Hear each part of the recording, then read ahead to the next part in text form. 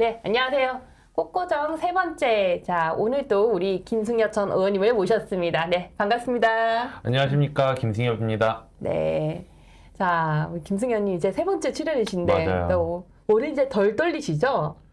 이제는 뭐 준비할 때만 떨리고, 네. 근데 이제 제가 아직까지는 이게 3회여가지고 말 실수하지 않을까. 아, 그러다 보니까 어제 가평이라고 제가 이야기를 했는데 김부겸 후보가 네네. 가평에는 제가 좀 이렇게 찾아보니까 양평 양평이 나오고 있거든요. 이사를 네. 갔다. 뭐, 근데 가평이든 양평이든 어쨌든 같은 대구, 경기도입니다. 네. 대구를 떠난 대구가 아니라는 게 핵심이었죠. 그렇죠? 맞아요. 네, 맞습니다. 그래서 자, 이제 우리 김승현님이 우리 스튜디오가 지금 이제 내 집처럼 편안함을 맞습니다. 느끼시길 좀 바라면서. 그래서 오늘 머리도 안 했습니다. 오늘 아무것도 안 발랐습니다. 어제 하신 거였나요? 네, 매번 하고 나오는데 이제는 굳이 편하게 하자. 네, 그냥 이제 잠옷만 아니면 되죠, 뭐. 맞습니다. 네. 저도 원래 자켓을 좀 안 입었는데 오늘은 이제 다시 한번 업무처럼 입어보았는데요. 네. 자, 우리 오늘 주제는 부울경이었습니다. 맞아요. 네.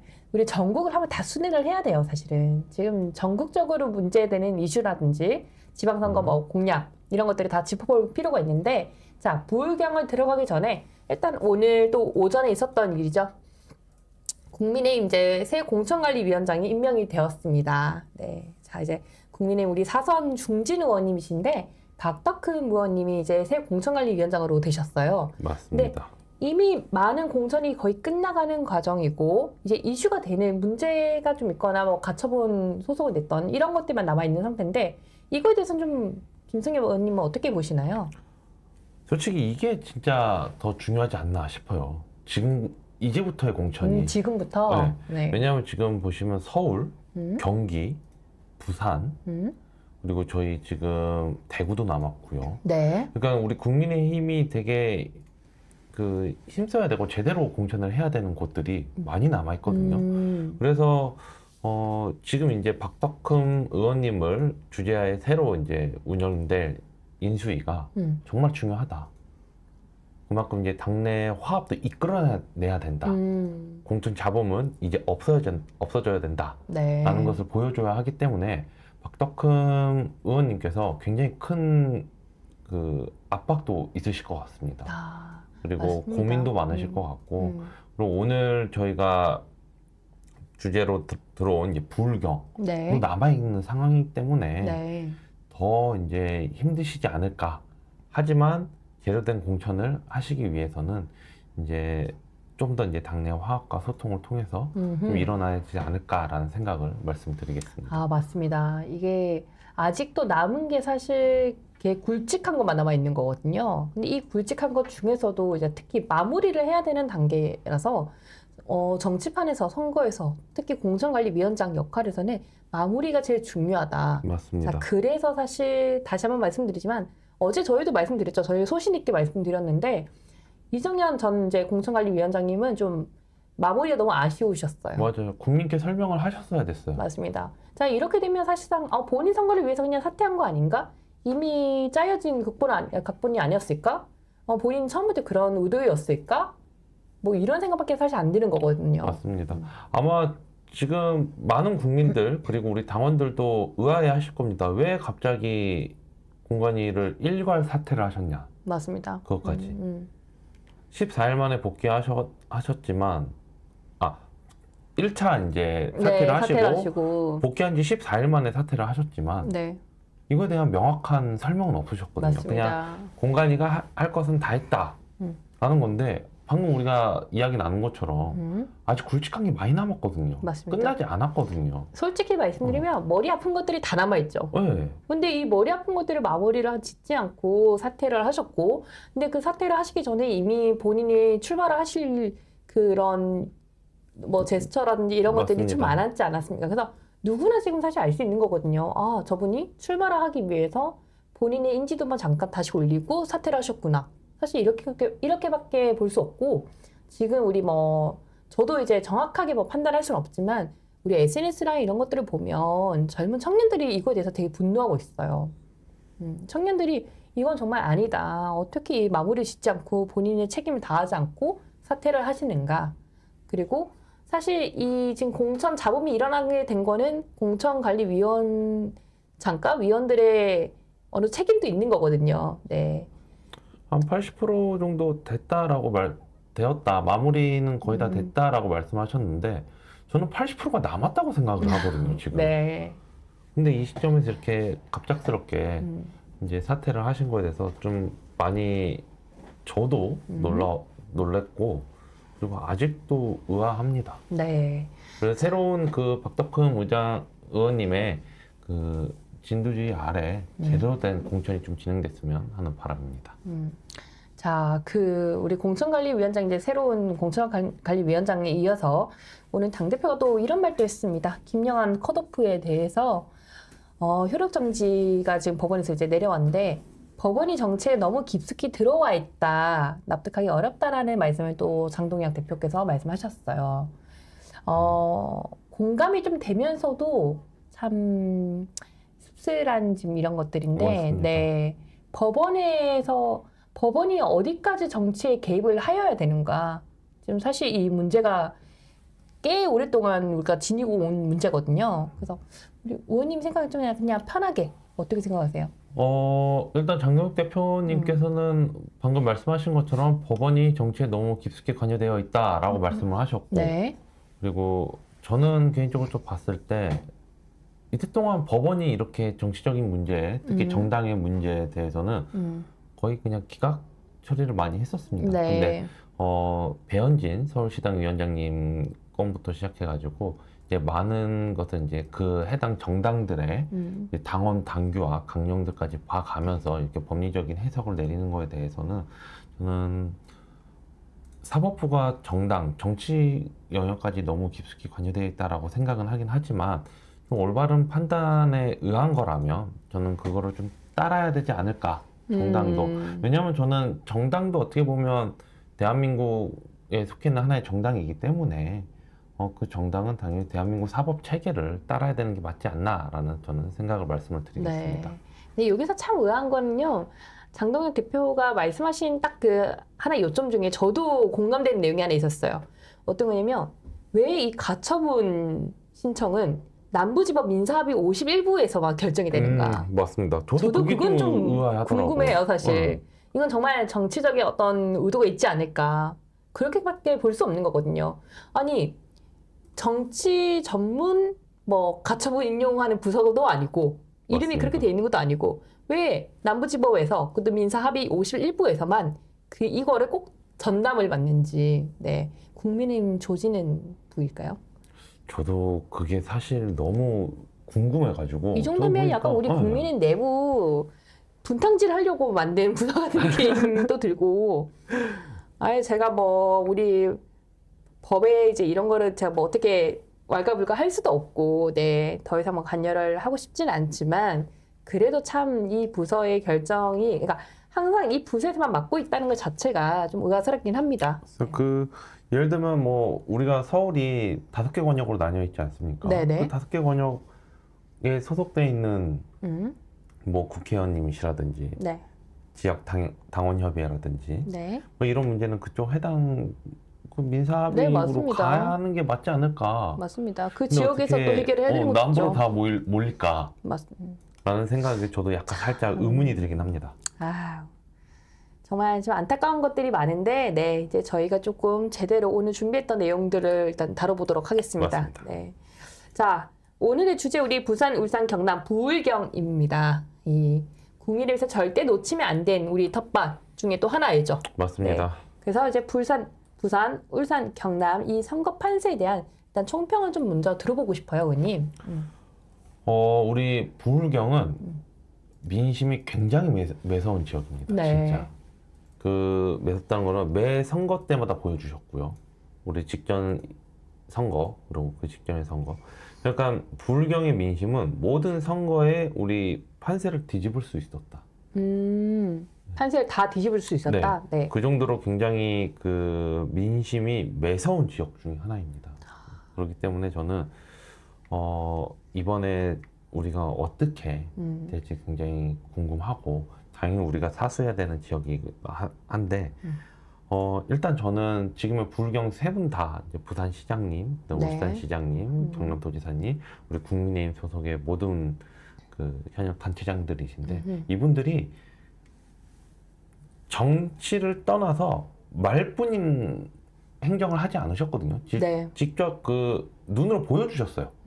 지금 현직 분들이 맞습니다. 네. 그래서 우리 부산의 가덕도 신공항, 네. 그다음에 우리 경남의 우주항공 복합도시, 네. 그리고 울산의 산업단지 환경 개선 등 네. 이런 굉장히 눈에 보이는 효과를 직접 체감할 수 있게 만들어 주셨단 말이죠. 네. 네. 우리 해당 지역의 시민들과 우리 도민들께서는 직접 체감을 하셨으니 체감하신 현역 단체장분들이 더 열심히 추진할 수 있도록, 그리고 중단 없는 지역의 발전을 위해서라면 좀 우리 국민의힘을 선택해 주시는 게 좋지 않을까라는 말씀을 드립니다. 왜냐하면 이게 잘 가다가 저 뭐 운전으로 빗대면 잘 가다가 우리 운전기사가 중간에 바뀌잖아요. 네.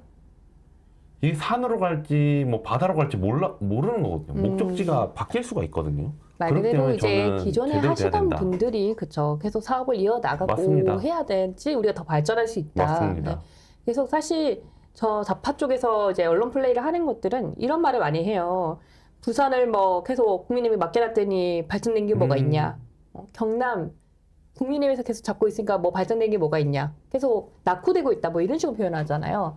근데 전혀 사실 낙후되고 있는 건 아니거든요. 맞습니다. 이 경제 흐름이랑 이런 것들이 조금 착오가 있는 건 있어도 사실상 그러면 광주, 전라도 제가 지금 방금 똑같이 그 말씀드리고 말씀드릴 수 있는 거거든요. 그래서 사실상 이거는 말 그대로 이제 조금 전략적으로 중앙당에서도 밀어줘야 되고, 그다음에 여야를 안 가리고 꼭 경상도에 만약에 국민의힘 뭐 시장이라든지 뭐 예를 들면 뭐 국민의힘 부산시장이 됐어요. 맞습니다. 이 예산 안 내려줄 게 아니라 예산 더 해줘야 되는 거거든요. 근데 민주당은 꼭 반대 논리로 이번에 막 사실 하려고 해요. 사업을 보면. 근데 지금 당장 봐도 부산특별법 이재명 대통령이 어젠가 그제 국무회의에서 딱 말하지 않았을까? 쏘아 올린 거죠. 부산만 특별히 이렇게 해야 된다? 그러니까 지금 민주당도 살짝 떨리는 거예요, 이제. 왜냐면 그 이따가 후에 이야기하겠지만 전재수 후보 사법 네. 리스크가 크거든요, 지금. 맞습니다. 네. 그런 분이 있기 때문에 살짝 뭔가 살 떨리는 거거든요. 자기네 이렇게 좋은데 부산 뺏길 것 같다. 네. 그러니 부산만을 위한 특별법을 해줄 수 없다. 음흠. 뭐 해수부 이전, 뭐 산업은행 이전, 산업은행 이전 같은 경우는 다 뭐 이따가 집중적으로 들어가겠지만 그런 문제들은 오히려 민주당이 좀 발목 잡고 있는 거 아닌가. 맞습니다. 사실 현 정부랑 민주당 내에서 발목을 많이 잡았던 건데 이제 그런 것들을 빼고 사실 꼭 언론 플레이를 이제 하는 것들이 이제 좌파의 약간 특성이에요. 맞습니다. 네. 자, 그래서 우리 부산 시민분들도 많이 정말 그러니까 조금만 알아보셔도 민주당이 발목 잡고 있다는 거 알고 있는 거거든요. 자, 그런 정치에 휘둘리지 말고 정말 일 잘하는 사람을 뽑아야 된다라고 좀 말씀을 드리면서 자, 우리 총평에서 이제 좀 더 구체적으로 넘어가 보도록 하겠습니다. 네, 후보들 한 명 한 명 파봐야죠, 정말. 맞습니다. 예. 아니, 정말 최악의 후보들이 많거든요. 민주당에서 이번 나온 사람. 아, 어떻게 이렇게 부울경 다 망하라고 이게 최악의 후보들만 다 냈는지. 저 오늘 할 말 너무 많습니다. 그쵸, 의원님? 그리고 또 경남 출신 아니십니까? 우리 맞습니다. 의원님이? 제가 또 초중고 다 경남에서 나왔거든요. 맞습니다. 제 가족들, 사실 친구들, 뭐 모든 지인들 다 대부분, 특히 친척들은 대부분 다 부산, 울산, 경남에 거주를 하고 계세요.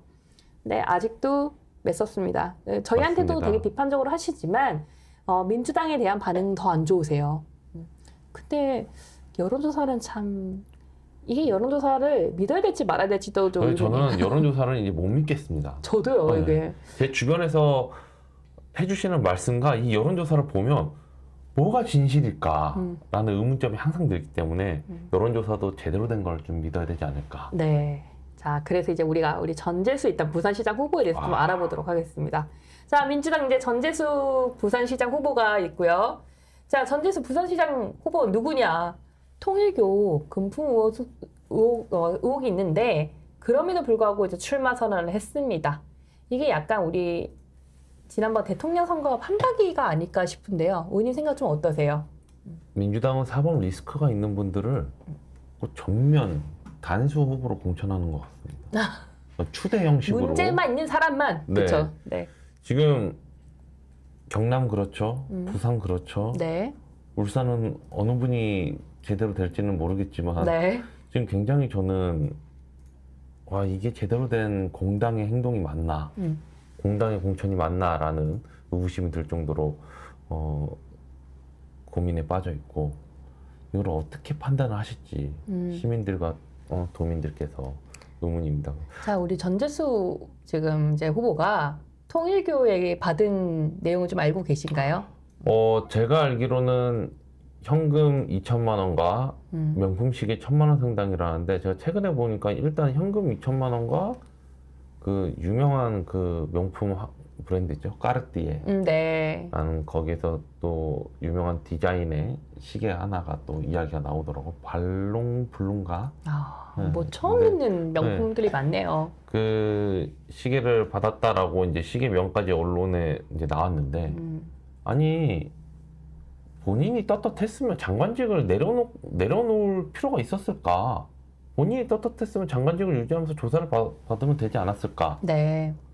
저는 이렇게 말씀을 드리고 싶습니다. 얼마나 뭐가 캥기시는지 한 14시간, 18시간 조사받은 걸로 알고 있거든요. 네, 맞습니다. 네. 근데 그 정도까지 조사받았던 분이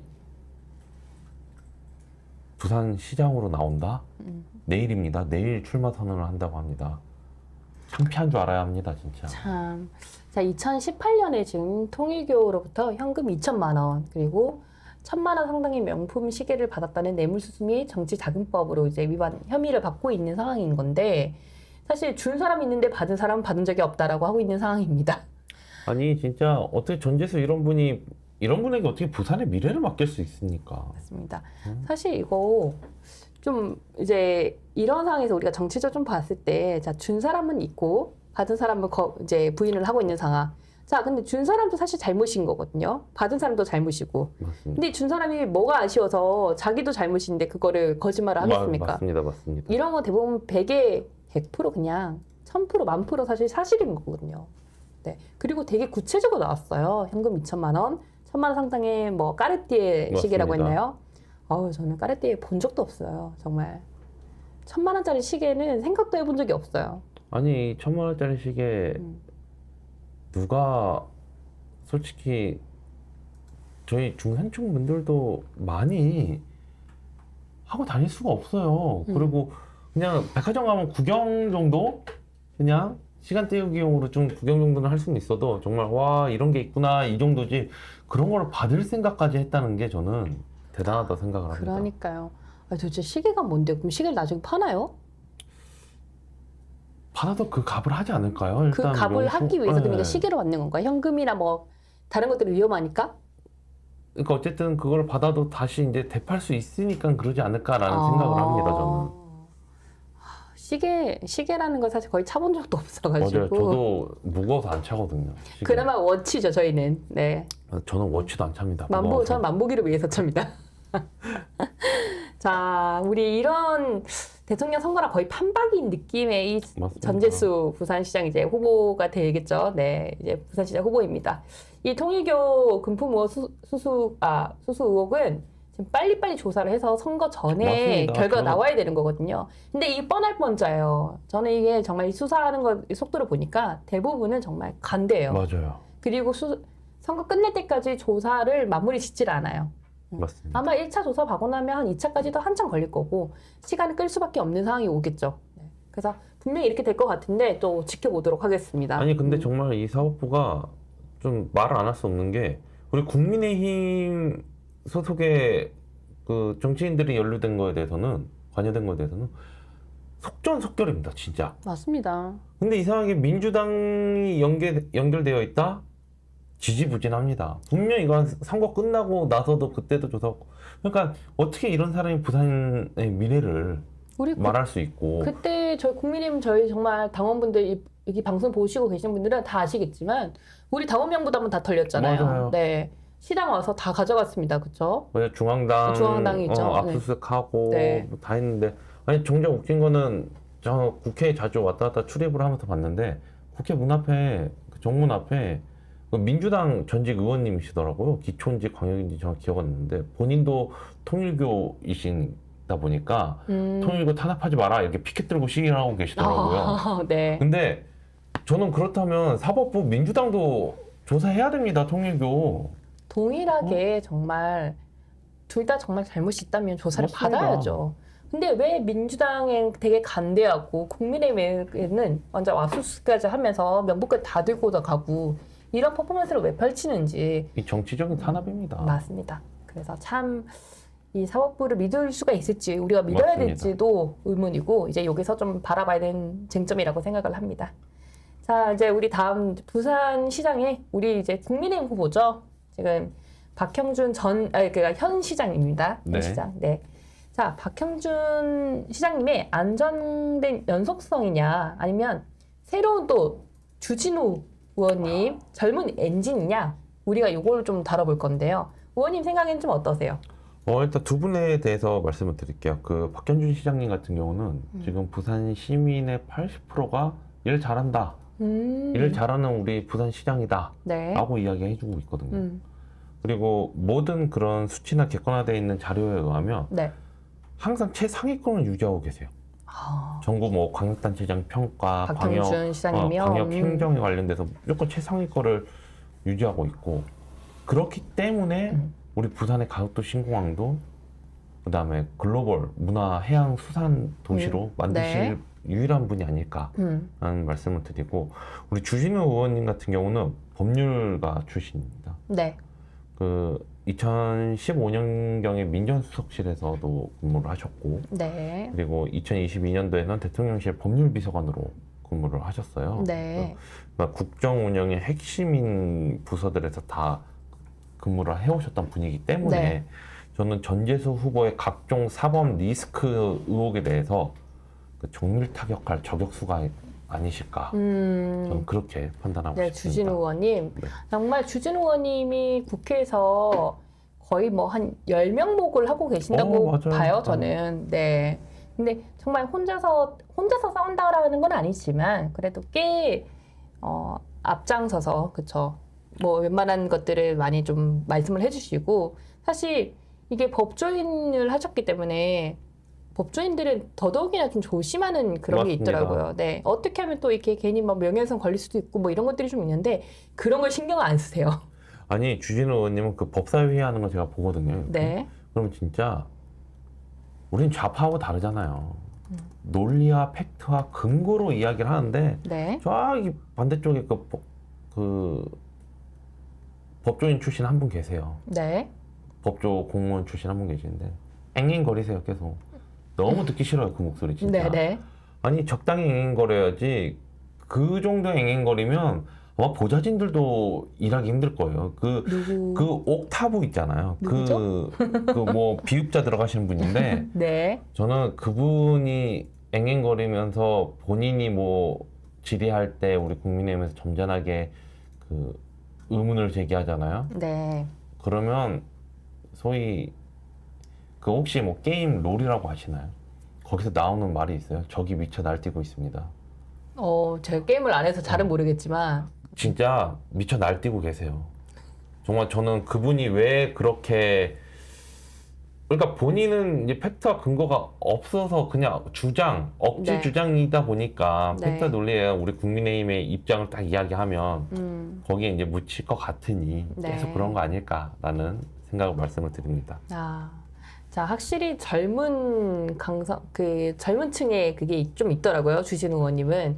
일단 제가 아는 분들만 해도 한 두 분이 거기 보좌진 또 근무를 하고 계세요. 근데 정말 보좌진들이 다 붙었다는 느낌도 좀 들긴 들어요. 박형준 시장님이야 워낙 현역이시고 탄탄하니까. 네, 또 현역은 확실히 저희가 현역 프레임 어제도 말씀드렸죠. 네, 이길 수 현역 없죠. 프레임이 정말 강합니다. 현 시장을 또 이기기는 게 정말 힘들어요. 이제 그럼에도 불구하고 이제 초선인 국회의원이신데 맞아요. 이런 선거라든지 뭐 지역을 좀 판단하는 거 이끄는 부분, 그다음에 언론 플레이 뭐 이런 거 하는 것들에 되게 잘하세요. 그리고 쇼츠도 되게 재밌게 만드세요. 쇼츠가 정말 네. 뭐라고 하죠? 유튜브 구독자께 많이 들면 페이 주잖아요. 네, 맞습니다. 그걸 받으신 유일한 국민의힘 의원으로 알고 있어요, 저는. 아니 왜냐면 진짜 얼마 전에 본 거는 그 캠프에서 그 선거 이제 보조해주는 보좌진이시겠죠? 보좌진이 그 데스크탑을 본체를 들고 이렇게 나가니까 네. 나 일 좀 하게 다시 갖다 놔. 우린 깨끗하잖아. 막 이런 식의 쇼츠가 나왔거든요. 보면서 정말 우리 국민의힘은 사법 리스크가 없는 깨끗한 후보들만 있구나. 맞습니다. 라는 걸 다시 한번 느꼈습니다. 네. 어쨌든 이제 현역의 박형준 의원 시장님이시냐, 그다음에 젊은 또 주진우의 젊은 엔지니어. 네, 엔진이냐 이제 이 차인데 두 분 다 정말 훌륭하시기 때문에 네, 또 뭐 경선에 또 결과로 다 승복하시고 맞습니다. 서로 도와주고 우리 부산 발전을 위해서 힘써주시면 좋겠습니다. 맞습니다. 제발 그 부산을 지켜야 합니다. 부산은 우리 대한민국 제2의 축입니다, 진짜. 자, 그리고 부산시장 선거를 이제 앞두고 나서 쟁점 사항이 참 많습니다. 여야 안 그렇죠. 가리고, 네. 근데 그 중에서도 보면 뭐 가덕도 신공항 뭐 조기 개항이라든지 북항 재개발이라든지 또 이제 산업은행 부산 이전 같은 게 있죠. 이 중에 우리 김승희 전 의원님이 생각하시기에는 어떤 게 제일 큰 이슈라고 생각하십니까? 저는 지금 다 이슈다. 이거 다 솔직히 말씀드릴게요. 가덕도 신공항 조기 개항은 윤석열 정부에서 전폭적인 지원과 지지를 해줬기 때문에 가능했었던 사업입니다. 이거는. 맞습니다. 네. 그렇기 때문에 지금까지 이렇게 추진이 되었던 거고 북한 재개발 또한 지금 박현준 시장님이 세계적인 글로벌 도시로 만들겠다 부산을. 네. 그래서 부산을 키우기 위해서 추진하고 있는 것이고 그곳을 인해서 북한 재개발 사업으로 일자리 창출과 그 다음에 원도심에 다시 이제 화려한 부활을 꿈꿀 수 있는 게 아닌가라는 생각을 합니다. 그 원도심이 이렇게 갑자기 화려하게 부활하는 경우도 굉장히 드물거든요. 네네. 근데 그러한 글로벌 비전을 갖고 있는 분이시고, 나머지 뭐 산업은행, 그리고 우리 해수부, 둘 다 이전해야 합니다.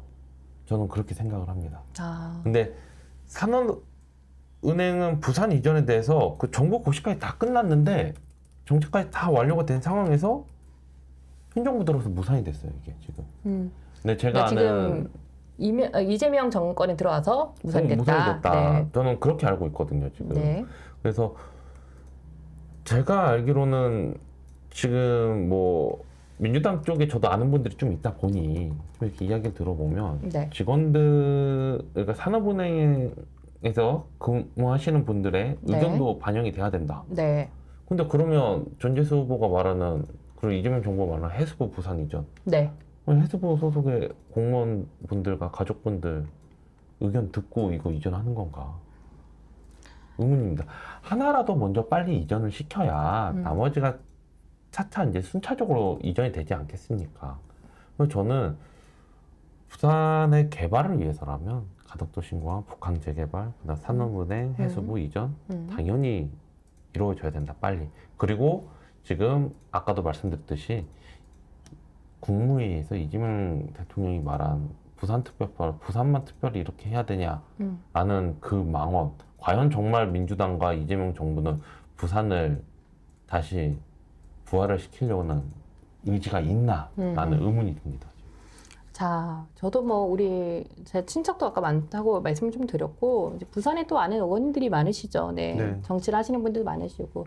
근데 이제 부산을 위해서는 우리 김승려 전 의원님이 말씀하신 것처럼 다 이전되고 하면 그래서 더 발전될 수 있다면 너무 좋죠. 지금 부산이 우리 서울 다음으로 제2의 거의 뭐 맞습니다. 네, 도시 아닙니까? 네. 그래서 사실상 이제 부산을 위해서는 맞지만 아까 콕 꼬집어 주셔서 말씀해 주셨어. 잘 해수부 직원들에게는 어느 정도 이야기가 된 거냐, 동의를 맞습니다. 얻었냐. 물론 동의까지는 아닐 수도 있지만 어느 정도 절차의 필요성이 있거든요. 네. 자, 이런 큰 게 이전이 갈 때 특히 공무원들, 우리 세종청사 똑같은 거거든요. 맞아요. 세종청사 지금 그래도 서울에서는 가깝습니다. 뭐 짧게 가면 한 1시간 반, 네, 뭐 2시간. 2시간 이내에 여의도 왔다 갔다 그 정도로 가능하죠. 걸릴 수 있는 거리인데, 자, 그거 결국 정부에서 다시 다 한 거잖아요. 그래서 강제로 공무원들이 내려가게 된 거잖아요. 여기서 다 털을 잡고 있던 공무원들인데, 가족들이 있는데. 맞습니다. 네. 근데 그 가족들이 다 같이 이사 갈 수 없었던 그때 초반의 구성은 환경이 그랬었어요, 세종은. 물론 부산은 좀 다르죠. 부산은 이미 뭐 인프라가 다 갖춰져 있습니다. 그래서 크게 문제는 없지만 집값이 문제죠. 맞아. 제가 그리고 세종을 자주 내려가거든요. 네네. 세종 거의 한 2달? 아니면 뭐 어쨌든 분기에 한 번씩 내려가는데 네. 세종에 가장 유명한 프랜차이즈 하나가 없어요. 그게 어떤 뭐라고 거죠? 생각하세요? 어느 거일 것 같아요? 유명합니다. 햄버거. 버거킹인가요? 아닙니다. 맥도날드가 없습니다.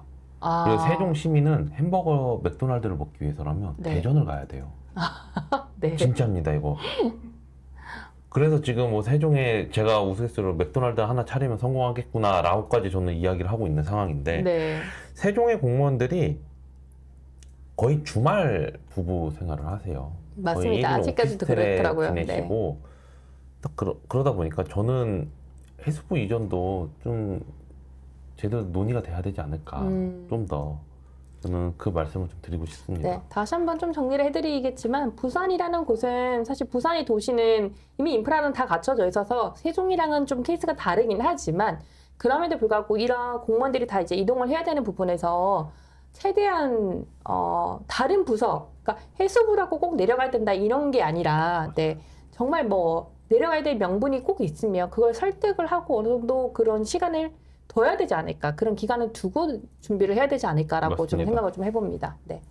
자, 그리고 이제 우리 울산으로 좀 넘어가 보도록 하겠습니다. 울산. 울산 정말 할 말 많습니다. 우리 특히 국민의힘 입장에서는요. 네. 자, 국민의힘을 이제 언제 탈당했었죠, 우리가? 아, 이분이 진짜 작년 초였나요?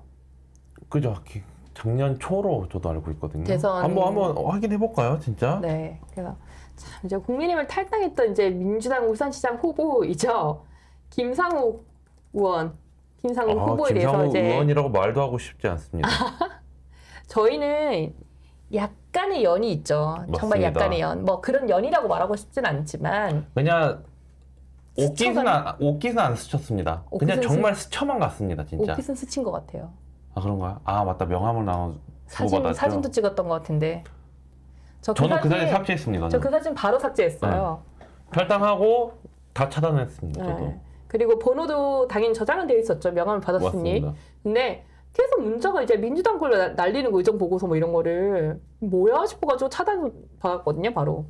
저 오늘 바로 차단 받았어요. 아니 저 묻고 싶어요. 김상욱 후보 민주당 가서 행복하십니까? 행복하신 것 같아요. 민주당 가가지고 울산시장 할 수 있으니까 행복하십니까? 그 제가- 특유의 웃음 있죠. 어.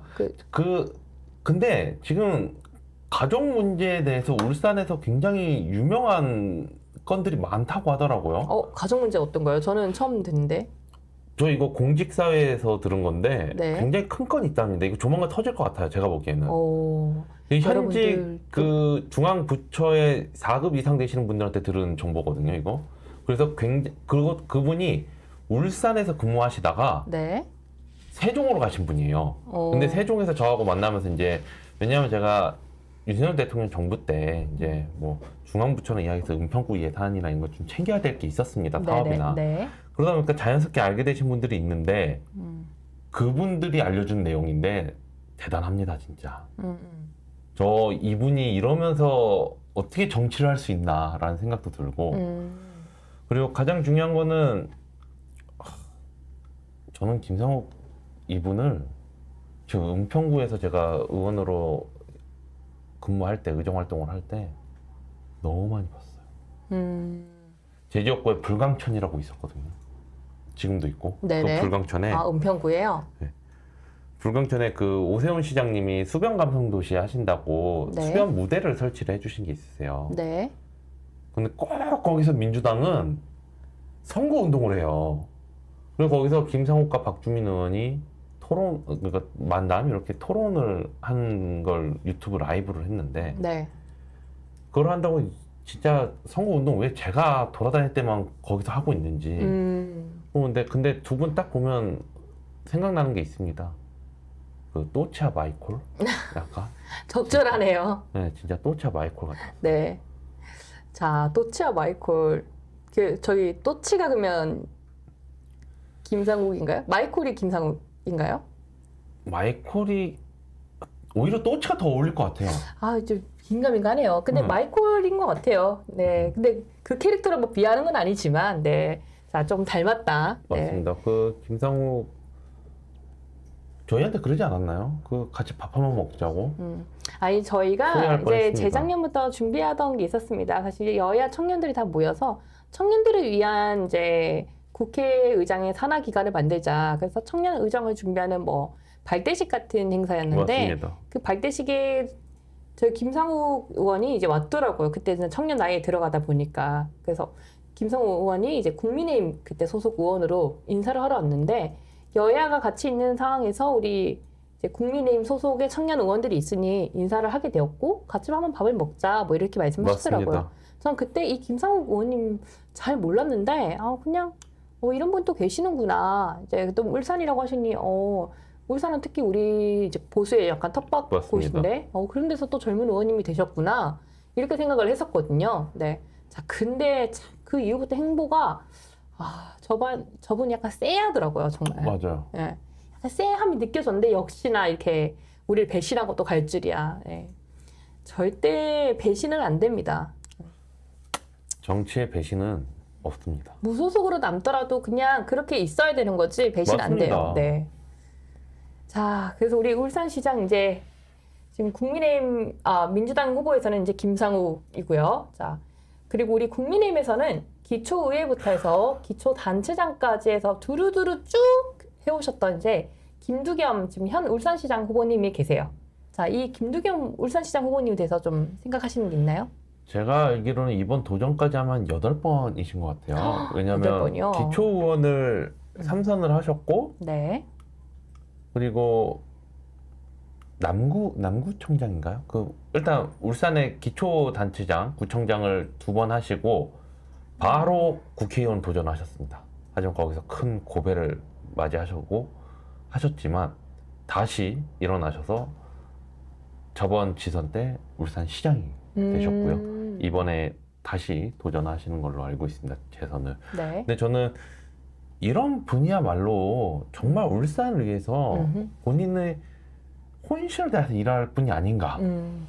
왜냐하면 기초의원을 3번이나 하셨고 기초단체장까지 하셨다는 거는 정말 울산에 뭐가 필요한지 적재적소에 필요한 걸 다 찾아내실 분이에요. 네. 문제점이 뭔지 해결하실 분이고 그리고 지금 그렇게 해왔고 본인이 울산에서 기초의원과 단체장을 하셨기 때문에 네. 울산 산업단지에 대한 환경 개선에 대한 문제의식을 굉장히 많이 가지셨나 봐요. 네네. 그런 게 싹 해결이 된 걸로 알고 있습니다, 제가. 그렇기 때문에 이런 분이야말로 정말 밑에 기초부터 우리 예전에 문제집 같은 거 보면 있지 않나요? 기초부터 탄탄하게?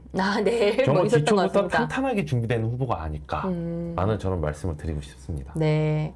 중간중간 이제 정치를 또 오래 하셨기 때문에 첫 시작이 거의 몇 년도였더라고요? 잠깐만 제가 한번 보면 95년도에 네. 제1회 전국 동시 지방선거를 먼저 나가셔서 이제 그때 부의원으로 활동을 하셨네요. 네.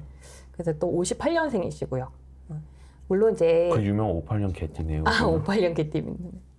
58년 개띠 맞네요. 네네. 그래서 이제 이렇게 탄탄하게 하셔서 이번 8번째 도전이십니다. 맞습니다. 네. 근데 이런 분이 이제 저희가 무조건 저희 청년 세대들이 보면 간혹 이제 좀 강성인 분들은 무조건 젊은 사람 바뀌어야 된다 뭐 이러잖아요. 저는 그거에 대해서 공감을 하진 않아요. 맞습니다. 나이 드신 분들, 그다음에 경력이 좀 탄탄하신 분들이 어느 정도 이끌어 주셔야 된다고 생각을 하거든요. 네. 그래서 이런 이제 경험 많으신 분들이 아마도 이제 이번에 또 되시면 다음번은 잘 모르겠습니다. 제가 다음번까지는 말씀 못 드리겠지만 그래도 이런 선배님들이 끌어주시고 또 이 경험을 계속 가르쳐 주셔야 우리가 계속 발전할 수 있지 않을까. 네. 맞아요. 정말 기초부터 이렇게 탄탄하게 올라오신 분이시잖아요. 네네. 이런 분이 우리 국민의힘에 몇 분 계세요. 지금 우리 김두겸 울산 시장님도 그런 케이스이고, 네. 그다음에 우리 국민의힘 경북도당의 구자근 의원님, 구미.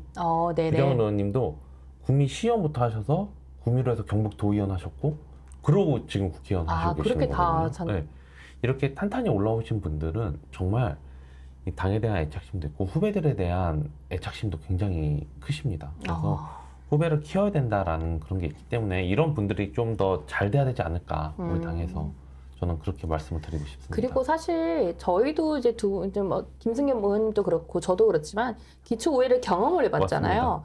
물론 약 4년간이긴 하지만 기초의회부터 시작을 하면 예산이 어떻게 해서 내려오는지, 그다음에 이런 매칭 사업이 어떻게 되는지를 잘 알 수 있거든요. 맞습니다. 이걸 경험해보고 만약에 또 한 단계 올라간다. 그다음에 그 이후에 또 한 단계 올라가게 되면 그 구조를 알게 돼요. 구조를 알아야 사실 예산도 잘 짤 수 있고 도대체 어떤 게, 그러니까 이 시기에는 뭐가 필요한지 이게 딱 보이는 거거든요. 전 그렇게 생각을 합니다. 그래서 사실 이런 분들이 정말 탄탄하게 배워서 올라가셨기 맞습니다. 때문에 우리 이 울산을 위해서 예산 분배라든지 예산을 짤 때도 더 잘하실 수 있다. 네.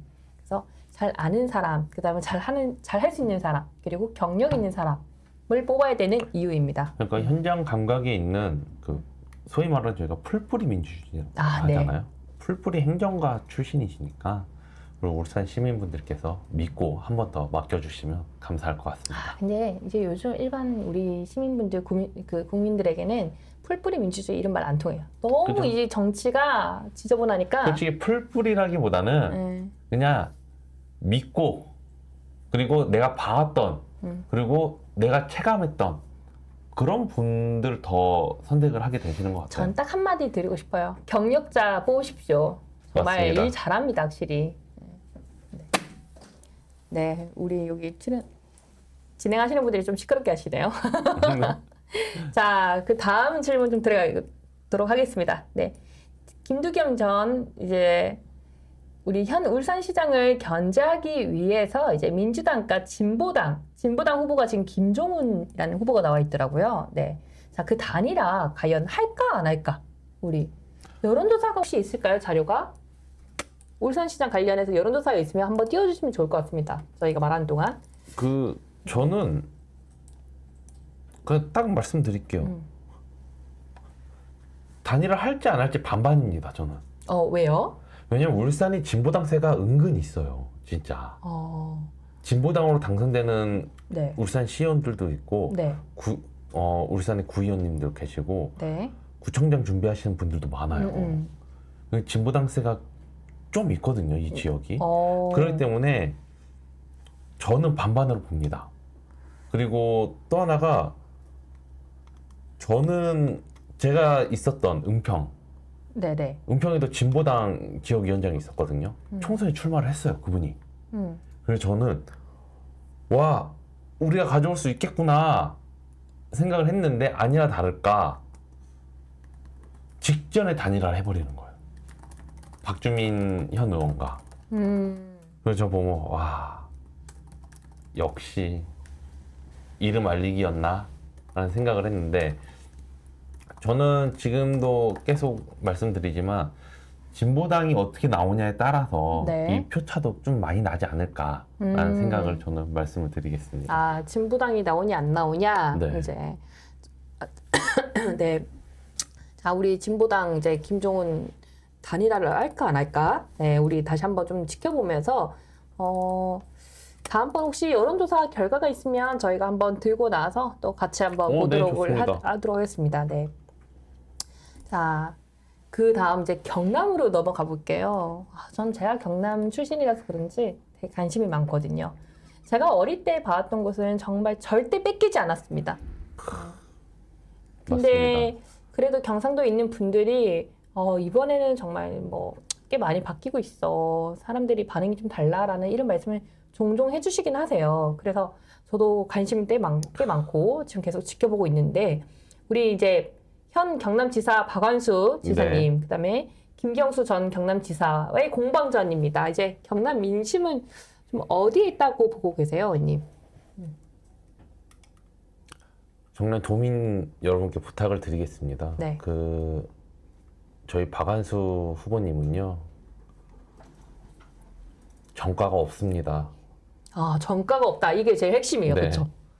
그리고 네. 민주당의 김경수 단수 공천된 그분 거의 추대 형식으로 되셨죠. 네.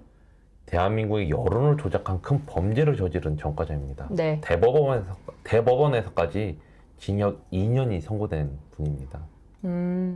그래서 결국은 사명복권돼서 이렇게 정치를 할 수 있는 사람이 되었지만 네. 아니었으면 아마 지금까지도 형을 살고 있는 분이 아니었을까.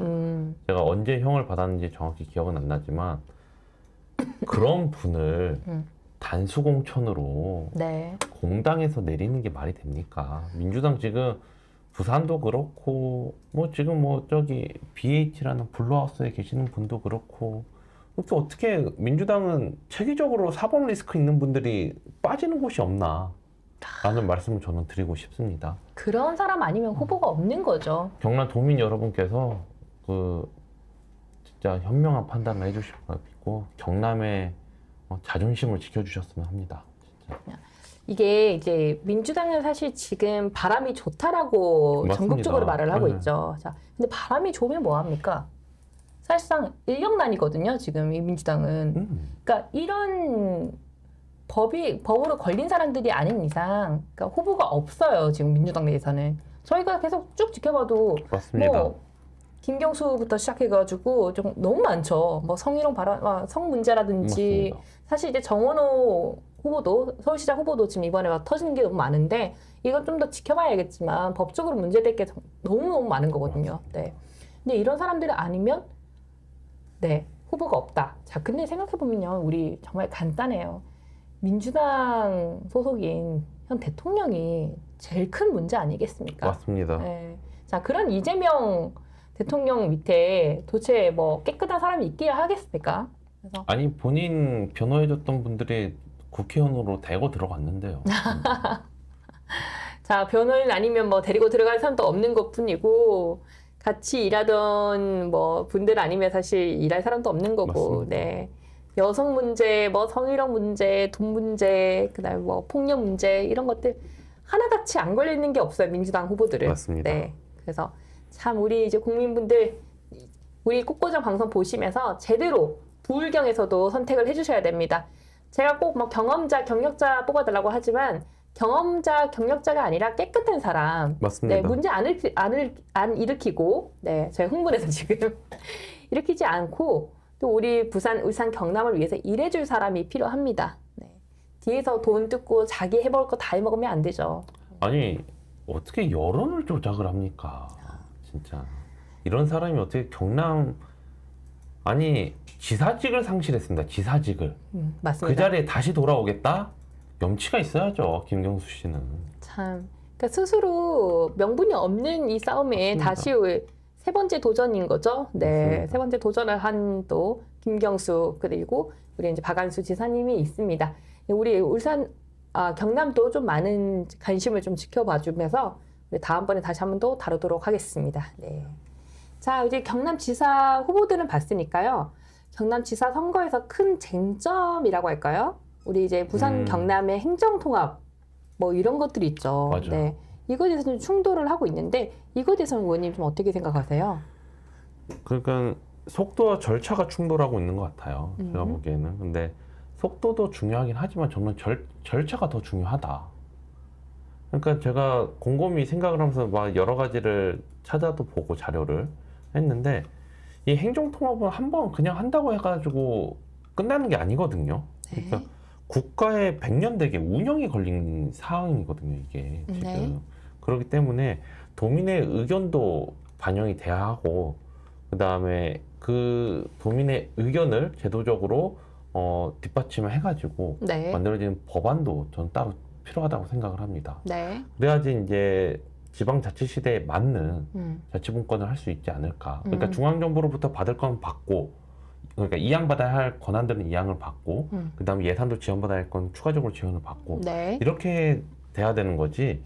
이게 이런 절차와 합의가 없이 그냥 이름 합치기 용으로 끝나면 안 되는 거거든요. 그렇기 때문에 저는 이게 뭐 민주당에서는 이걸 빨리 해야지 안 그러면 다른 지자체와 다르게 20, 30년 후퇴한다. 20, 30년 후퇴를 하진 않습니다. 네. 속도와 절차를 제대로 갖춘다면 저는 오히려 20, 30년 더 앞서 질러갈 수 있습니다. 근데 그것의 가장 큰 핵심은 절차다.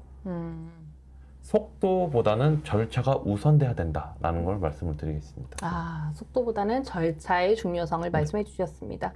무조건 그냥 그러니까 일방적인 통합이랑 이런 것들이 아니라 정말 제대로 된 절차를 좀 지켜서 맞습니다. 네. 아까 우리 해수부 이전이라든지 이런 것들도 다 절차의 문제점이죠. 네. 그런 절차를 잘 지켜서 그리고 좀 진행을 하면서 상황을 보면서 해도 늦지 않다. 네. 그렇게 좀 요약을 하면 될까요? 맞습니다. 네, 맞습니다. 자, 그래서 우리가 이제 보일경을 다 봤고요. 뭐 후보들에 대한 문제점도 좀 지켜봤습니다. 그리고 이제 좀 마지막으로 또 그리고 내일 우리가 좀 다뤄볼 내용이긴 한데 지방선거 판세 충청도와 대전, 세종이 남아 있습니다. 아, 정말 계속 말씀드리지만 이슈가 없는 지역이 없어요. 아니 그리고 충청, 대전, 세종은 네. 대한민국 전체 모든 선거의 캐스팅 보드였어요. 항상 그랬죠. 네. 특히 충청도의 민심이 맞습니다. 흘러간 대로 대선이 이긴다라는 말도 맞습니다. 있습니다. 네. 그렇기 때문에 저는 충청 남도, 충청 북도 도민들과 세종 시민과 대전 시민들께 도와달라고 말씀을 드리고 싶습니다. 이번에 우리 제일 처음 저희가 먼저 다뤘던 공간위원장 이번이죠. 새로운 네네네. 박덕흠 의원님. 박덕흠 의원님이 지금 충북이십니다. 충북이시죠? 네. 영동 저는 이쪽입니다. 그게 또 어느 정도 이 연관성이 있다고 봐요. 이 충청도의 민심이 어떠냐에 따라서 우리 선거가 판세가 갈리기 때문에 그래서 박덕흠 의원님이 중진이시면서 또 경력도 있으시니까 이런 이유로 새 임명되지 않으셨을까? 저는 딱 뉴스 보자마자 그 생각부터 들었거든요. 그래서 그게 연관성이 좀 있지 않을까 싶어서 이제 우리 내일 좀 다뤄볼 내용입니다. 네. 맞습니다. 진짜 내일 이야기를 더 다뤄보겠지만 이 네 곳도 우리 국민의힘 소속의 현역 단체장님들이십니다. 그렇기 때문에 한번 내일 더 집중적으로 네. 하면 좋을 것 같습니다. 진짜. 자, 그리고 우리 내일 좀 제대로 다뤄볼 내용이 하나 있는데 네. 지금 어제부터 이제 좀 시끄러워졌습니다. 정원호 후보 칸쿤. 대표적인 휴양지죠. 네, 휴양지죠. 칸쿤에 출장을 갔다? 자, 근데 이 보고서에 대한 지금 서명이라든지 서명 논란. 맞습니다. 네. 서명 논란. 그 다음에 뭐 이제 남자를 여성으로 바꾼 것들, 그러니까 이거 여성인데 100% 남성을 바꾼 거. 공문서 위조 아닙니까 이거? 맞습니다. 자, 이 정도로 실수가 나오진 않아요, 보통. 아니 굳이 같이 갔어야 됐을까요? 남성으로까지 바꿔가지고. 자, 뭐 이제 거기에 지금 국외출장위원회 있죠. 네네, 심사위원회들. 아마 심사위원회 분들도 어차피 다 구청장 사람들이고 거기서 다 거기에요. 맞습니다. 네. 저희 알잖아요. 네, 이거. 저희 다 알죠. 뭐 지방 의회나 지방 뭐 자치단체나 다 똑같습니다. 자, 그런데 이제 그런 사람들이 서명한 거, 그다음에 심사를 할 때 뭐 여자인지 남자인지 알 수는 맞습니다. 없지만 일단 그런 공문서가 위조됐다는 것들 이런 것들을 저희 좀 내일 좀 다뤄보려고 하고요. 내일 그래서 우리 그러니까 정원호의 칸쿤 그리고 충청도까지 해서 이야기를 좀 나눠보도록 하겠습니다. 네. 우리 내일은 충청, 대전, 세종을 하기 전에 먼저 정원호를 먼저 하는 겁니까? 아니면 판세를 보고 나서 정원호를 먼저 할까요? 정원호 이야기부터 먼저 시작을 하도록 하죠. 네. 가장 큰 이슈, 그러니까 두 개 다 가장 큰 이슈인데 일단은 너무 이것도 리스크가 큰 거 아닙니까 지금 정원호? 근데 뭐 꼭 여성을 갖다 이게 문제가 아니라 공문서를 위조했다는 거거든요. 그죠. 네. 그래서 그 공문서를 위조했다는 것 자체의 잘못된 점. 그리고 공문서를 위조하면서까지도 자료 제출에 왜 그렇게까지 이렇게 제출을 했을까? 맞습니다. 네. 자, 그러면 어떤 게 캥기길래 이럴까? 지금 우리가 그걸 좀 다뤄봐야 돼. 솔직히 말씀은 저희는 막 해봐서 알잖아요. 그 바로 와요. 근데 뭐 이렇게 가릴 게 많은지. 본 사람이 한둘이 아니거든요. 공무원들만 해도 무슨 뭐 본인이 컨트롤할 수 있는 10명, 20명 정도가 아니라 몇천 명 있는 이런 공무원들 그렇습니다. 세계에서 같이 간 사람이 그리고 다급이었다가 가급으로 된다고 합니다. 임기제가 다급에서 가급까지 같이 올라가면요. 모든 공무원들이 다 임지예요. 그거는. 그리고 저는 진짜 이 칸쿤이 간 거에 대해서 모든 직원들 다 알 거예요. 알죠. 아니 네. 누구랑 갔나 이거 다 알 텐데 네네. 굳이 이걸 숨길 필요가 있었나라고 싶기도 하고 칸쿤이 그리고 대표적인 휴양지 플러스 신혼여행지 아닙니까? 또? 맞습니다. 네. 혹시 그 임기 중에 결혼을 하셨지만 네. 신혼여행을 혹시 다녀오셨나요? 저 신혼여행을 좀 뒤늦게 네. 제가 그때 결산검사위원이었거든요. 네네네네. 그래서 남편에게 좀 양해를 구하고 못 가겠다. 그리고 대선이 있었습니다. 네. 대선이 있어서 전 대선과 결선 검사와 모든 게 겹쳐버려서 남편에게 무릎 꿇고 빌고 네. 좀 미루자. 대선이 아니라 결선 검사 때문에 일단 밀었는데 네네네. 대선까지 겹치게 된 거죠. 그래서 더 미뤄서 좀 늦게 갔다 왔습니다. 근데 도저히 뭐 어디 갈 수가 없더라고요, 시기상. 네네네네. 네, 그래서 그냥 제주도에 다녀왔습니다. 저는 또 이 대표적인 신혼여행지니까 혹시 칸쿤을 다녀오셨나 궁금해가지고, 왜냐면 칸쿤을 가셨으면 더 잘 알지 않으셨을까라는 그러니까 제가 너무 생각이 아쉽네요. 들어서 제가 칸쿤도 가고 싶었고 뭐 발리도 가고 싶고 다 가고 싶었는데 한번 저희 주변에 칸쿤 간 분 있는지 한번 찾아보죠. 아. 진짜. 그러니까 이제 우리는 이렇게 칸쿤을 신혼여행으로도 가보지도 못했던 맞습니다. 곳인데 출장으로 가셨다. 네. 그래서 그거부터 코미디이거든요. 그것도 여성 직원과 단둘이. 네. 물론 지금 많은 의혹들이 있습니다. 민주당 내에서는 뭐 전체적인 무슨 행사에서 같이 갔다. 그래서 다른 소속의 뭐 지자체장도 있었고 시구위원들도 있었다라고는 하지만 아니 갈 수 있어요. 근데 왜 여성을 그쵸? 남성으로 바꾸냐고요. 아니 여성 여러 팀이 있을 수는 있죠. 거기서 조인은 충분히 가능합니다. 자, 근데 그게 핵심이 아니라 공문서 위조를 왜 했냐? 맞습니다. 네, 저희가 말씀드리고 싶은 건 공문서 위조이거든요. 그리고 그 위조를 하면서까지도 왜 꼭 둘밖에 갈 수 없었냐? 사실상 한 명 더 동행을 구청장이면 두 명 정도는 비서실장이라든지 동행하지 않나요? 구청장 가시면 거의 홍보팀도 가고요. 그쵸. 뭐 홍보팀이 그다음에 아니라도 비서실도 가고, 그리고 그 해당 사업을 추진하는 부서의 뭐 국과장, 주요 국과장 팀장들도 같이 가고.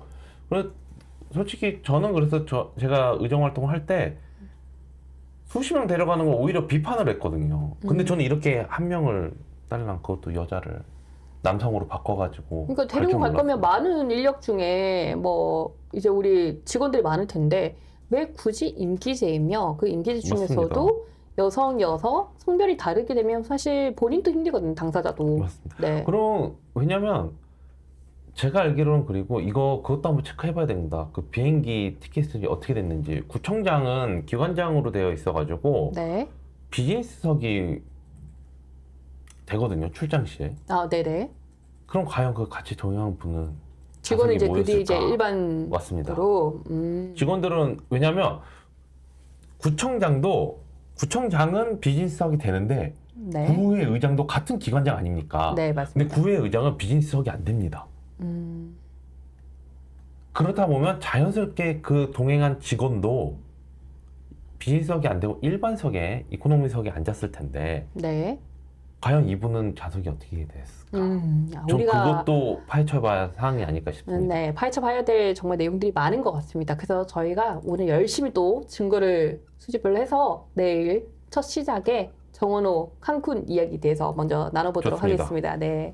자, 우리 시청자분들 또 오늘 1시간 동안 이렇게 열심히 봐주셨는데요. 우리 끝나기 전에 항상 좋아요, 구독 꼭 부탁드리겠습니다. 알람 설정까지. 네, 알람 설정까지. 저희 매일매일 평일에는 오후 3시에 시작하거든요. 네, 맞습니다. 그래서 3시에 시작할 때 또 알람 설정 딱 해놓으시면 바로 라이브 시작한다는 알림이 뜰 겁니다. 좋아요, 구독 놓치지 말고, 그리고 주변 분들에게 많이 홍보 좀 부탁드리겠습니다. 네. 그리고, 네. 자, 우리 오늘 만우절 4월 1일. 그죠? 네. 아까 제가 당한 거 한번 보여드렸죠? 저 오늘 오자마자 김순희 전 의원님께 지금 만우절에 또 한번 속았거든요. 근데 이 속은 거를 또 주변에 한번 뿌렸더니 난리가 났습니다. 우리 정치인들이 제일 무서워하는 게 생각지도 못한 돈이 갑자기 맞습니다. 들어왔을 때. 네. 근데 그 카카오페이 이걸로 해서 지금 낚으셨더라고요. 아니, 사촌 동생이 카카오페이로 저에게 100만 원을 송금을 해가지고 전화를 했습니다. 근데 전화를 2차례 안 받고 3차례 때 통화가 됐는데 뭐냐? 그랬더니 형 내 마음이다. 이렇게 제가 말했죠. 민주당한테 사주 받았냐? 사촌 동생인데도 형이 정치를 하면서 이렇게 모르는 돈을 받질 않는다. 뭐냐? 정확히 말해라. 이랬더니 형 눌러보세요. 그래서 모른다 말해봐라. 그리고 제가 동생이니까 믿고 눌러봤습니다. 그랬더니 뭐죠? 라만가? 무슨 이상한 캐릭터가 뜨면서 만우절이라는 걸 알게 됐고, 그거를 저희가 당연히 저만 당할 수 없다 해서 손주아 의원님께 똑같이 해봤습니다. 사촌 동생인데도 의심을 하면서 또 이렇게 누르지도 않으시고 하시다가 맞습니다. 하셨는데, 저희 정치인들은 정말 이 100만 원에도 이렇게 덜덜 떨거든요. 모르는 돈이 갑자기 들어오거나 갑자기 카카오페이를 보낸다? 그냥 상상도 못할 일이거든요. 자, 그런데도 불구하고 까르띠에 시계를 받으신 분도 계시고 현금 2천만 원도 있다고 하니 전 정말 요즘 정치를 하면서 그리고 이런 유튜브를 하기 시작하면서 많은 이야기를 듣는데 이런 게 정말 정치가 맞을까? 그러니까 우리 국민분들께서 치를 떠시는구나. 정치의 정자도 이야기하기 싫어하시는구나 라는 생각을 또 하게 됩니다. 맞습니다. 그래서 저희 젊은 세대들이 잘해야 된다. 앞으로 더 잘해야 우리 국민들이 믿고 정치를 맡길 수 있다. 그러니까 깨끗하게 잘하겠습니다. 네, 우리나라를 맡길 수 있다라는 겁니다. 네, 그러면 우리 이제 깨끗하게 또 정치를 하면서 꽃고정해서 계속 뵙겠다는 말씀드리면서 오늘 마무리 인사드리도록 하겠습니다. 여러분 감사합니다. 내일 또 감사합니다. 뵐게요.